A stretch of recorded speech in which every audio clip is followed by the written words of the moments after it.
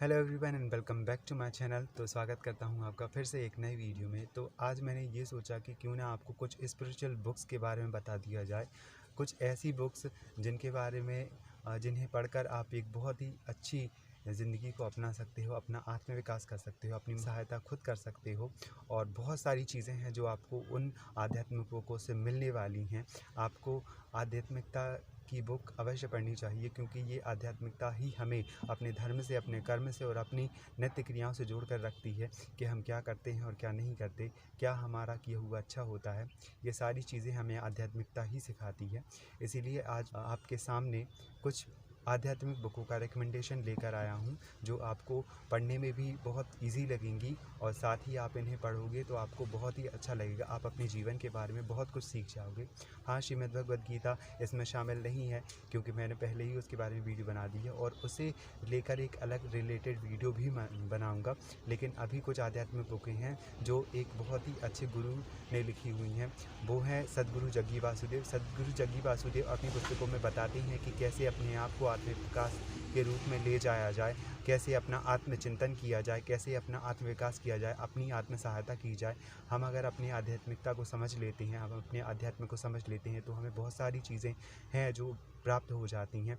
हमारा शरीर एक ब्रह्मांड के रूप में है और यही ब्रह्मांड हमारे लिए जीने और जीवन को बहुत ही सहायतापूर्ण जीवित रखने के लिए मदद करता है। इसीलिए अगर आप अपने जीवन को बहुत ही अच्छे रूप में ले जाना चाहते हैं, बहुत ही अच्छी जगह ले जाना चाहते हैं, आप आध्यात्मिकता सीखना चाहते हैं, तो आप इन आध्यात्मिकता से जुड़ी हुई बुकों को अवश्य पढ़िए और इनका लाभ उठाइए। अपने जीवन के प्रत्येक क्षेत्र को बहुत ही अच्छे तरीके से धीरे वीर गंभीर रूप से अपनाइए और उसे बहुत ही ओजस्वी, ज्ञानमय और सौंदर्यपूर्ण बनाइए। तो बिना किसी देरी के शुरू करते हैं इस वीडियो को।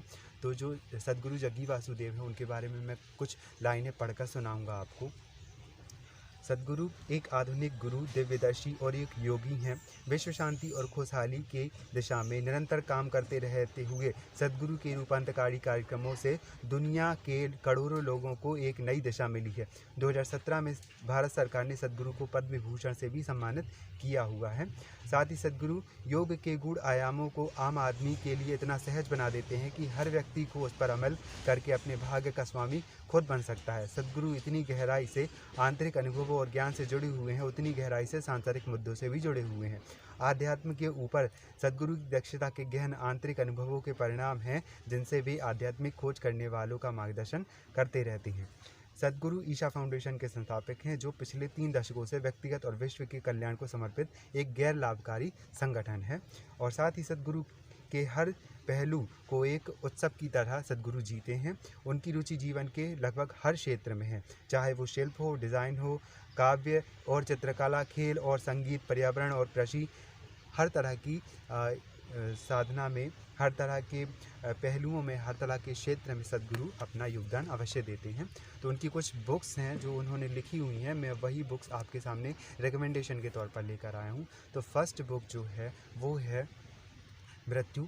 न्यूयॉर्क बेस्ट सेलिंग बुक है ये। सद्गुरु एक योगी से मृत्यु की मार्गदर्शिका के रूप में सद्गुरु ने ये बुक लिखकर बहुत ही अच्छे तरीके से मृत्यु को बताया हुआ है। इसमें एक लाइन है, एक किताब उन सब के लिए जो एक दिन मरेंगे। ये बुक है मृत्यु बा सद्गुरु। सद्गुरु ने ये बुक लिखी हुई है और इसे बहुत ही अच्छे तरीके से बनाया गया है। इसमें कुछ इलस्ट्रेशन है, इसमें कुछ चित्र भी हैं जो आपको बहुत अच्छे लगेंगे। साथ ही ये बुक की कुछ लाइनें मैं आपको ज़रूर पढ़कर सुनाऊंगा। तो ये मेरी फर्स्ट रिकमेंडेशन। आपको बहुत गंभीर होने की ज़रूरत नहीं, क्योंकि जीवन क्षणिक है, एक बुलबुले की तरह, पर आपकी मृत्यु बहुत लंबे समय तक होगी। और विश्व के अधिकतर संस्कृतियों में मृत्यु पर चर्चा को अशुभ माना जाता है। लोग इसके बारे में बात करने से भी बचना चाहते हैं। लेकिन अगर मृत्यु विनाशक ना होकर जीवन के एक अहम पहलू के रूप में हमारे सामने भरपूर आध्यात्मिक संभावनाओं को लेकर खड़ी हो जाए, और यदि मृत्यु से जुड़ी हमारी सभी मान्यताएं गलत साबित हो, तो पहली बार कोई मृत्यु के बारे में ठीक यही बात कही गई है सद्गुरु ने। इस अनूठी पुस्तक में सद्गुरु के अनकहे अनजाने पहलुओं पर चर्चा करते हुए अपने आध्यात्मिक अनुभवों से इसके कई रहस्यों को उजागर करते हैं। व्यवहारिक स्तर पर अपनी अंतर्दृष्टि साझा करते हुए वे हमें बताते हैं कि हम कैसे एक अच्छी मृत्यु की तैयारी कर सकते हैं। एक मरते इंसान के लिए हम सबसे अच्छी चीज़ क्या कर सकते हैं और मृत्यु के बाद मृतक कि आगे की यात्रा को सुखद बनाने के लिए हम क्या क्या कर सकते हैं। चाहे कोई आस्तिक हो या नास्तिक हो, कोई भक्त हो या ज्ञानी हो, कोई साधक हो या भोगी हो, यह पुस्तक उन सभी के लिए है जो एक दिन मरेंगे। तो ये है मृत्यु बाय सद्गुरु, इसे ज़रूर पढ़िए। नेक्स्ट रिकमेंडेशन जो है बुक का, आध्यात्मिक बुकों का, वो है आनंद लहर चाहो और पालो बाय सद्गुरु। ये भी सद्गुरु ने ही लिखी हुई है। ये भी, इसमें भी बहुत अच्छे अच्छे पिक्चर्स हैं सद्गुरु के, और उन्होंने बहुत सारी चीज़ों को इसमें ध्यानपूर्वक समायोजित भी किया है। आप इस पुस्तक को पढ़ेंगे तो आप खोल देख सकते हैं कि इसमें कुछ पिक्चर्स वगैरह हैं सद्गुरु के, और बहुत सारी चीज़ें बताई हुई हैं। कुछ लाइनें हैं जो मैं आपको पढ़कर सुनाता हूँ। जीवन के कई पहलू, परिवार, रिश्ते, शिक्षा, कैरियर, रोज़गार, स्वास्थ्य और ना जाने कितनी ऐसी चीज़ें हैं जिन पर निर्भर होती है हमारी खुशहाली और कामयाबी। समय की धारा में बहते हुए हम इनमें कहीं उलझ जाते हैं, कहीं अटक जाते हैं, कहीं लड़खड़ा जाते हैं। जीवन सागर में ऐसी भी लहरें उठती हैं जिनकी चपेट में आकर हम डूबने लगते हैं। तब हमें तलाश होती है एक नाव की, एक पतवार की और एक नाविक की जो हमें भव सागर से पार लगा दे। ऐसे में कोई ऐसा मिल जाए जो ना केवल हमें सही राह दिखाए, हमारी निराशा को भी प्रेरणा में बदल सके, हमारी पीड़ा को भी आनंद में बदल सके और मुश्किलों से भरी हमारी जीवन धारा को आनंद की लहर में पैदा कर सके, तो आप उसे क्या कहेंगे? एब्सोल्युटली सद्गुरु ही कहें। ये बुक भी एक अंतर्राष्ट्रीय बेस्ट सेलर है, और ये बुक भी मैंने अभी पढ़ी नहीं है, लेकिन मैं इसे पढ़ूँगा। आई होप कि मैं इसे नए साल पर पढ़ना चालू कर रहा हूँ, क्योंकि मुझे कुछ आध्यात्मिक बुकें हैं जो नए साल पर पढ़नी हैं, तो ये मेरी लिस्ट में भी शामिल होगी। तो इसे भी ज़रूर पढ़िए, चाहो और पालो। तो हमारी जो नेक्स्ट रिकमेंडेशन है स्पिरिचुअल बुक की, वो है नेक्स्ट तीसरी बुक, इनर इंजीनियरिंग बाय सद्गुरु। आनंदमय जीवन के सूत्र, ये भी सद्गुरु ने ही लिखी हुई है, और ये अपनी अंदर की इंजीनियरिंग को बताती है, अपने शरीर को कैसे बनाया जाए, कैसे उसकी इंजीनियरिंग और डिज़ाइनिंग की जाए, ये सारी चीज़ें बताती है ये बुक। तो मैं इसकी लाइनें कुछ पढ़कर सुनाऊंगा।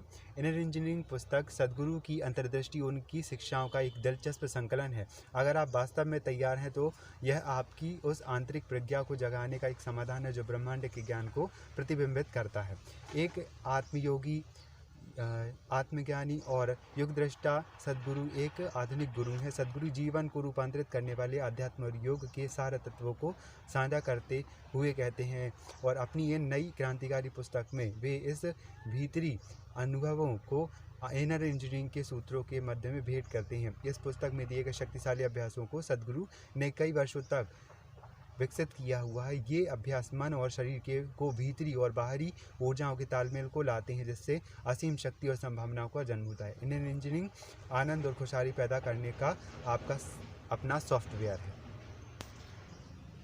तो ये पुस्तक है इनर इंजीनियरिंग, जो भी सद्गुरु ने लिखी हुई है। मैंने इसकी कुछ लाइनें आपको पढ़कर सुनाई, वो आपको ज़रूर पसंद आई होंगी। तो ये बुक भी मेरी अगले साल की लिस्ट में शामिल हो रही है, जिसे मैं पढ़ूंगा, और इसका भी सेपरेट रिव्यू, इनफैक्ट हर एक बुक का सेपरेट रिव्यू और समरी ज़रूर दूंगा आपको, ताकि आपको बुक के बारे में, बुकिश कंटेंट के बारे में जानकारी मिले कि आखिर वो बुक है कैसी। तो बिना किसी देरी के दूसरी बुक पर बढ़ते हैं, जो रिकमेंडेशन है दूसरा। तो ये है बुक, ये बुक हालांकि मैंने पढ़ चुकी है, और इसका जो रिव्यू है वो भी मेरे चैनल पर अपलोड है, लिंक डिस्क्रिप्शन बॉक्स में दे दिया गया है, तो आप देख सकते हैं उसे। तो ये है आदि योगी द सोर्स ऑफ योगा। आदि योगी यानी शिव के बारे में ये पुस्तक है, और उन्हें बताया गया है कि वो कैसे योग के स्रोत हैं, कैसे योग का जन्म उन्हीं के द्वारा हुआ है। ये सद्गुरु और अरुंधति सुब्रमण्यम ने मिलकर लिखी हुई है।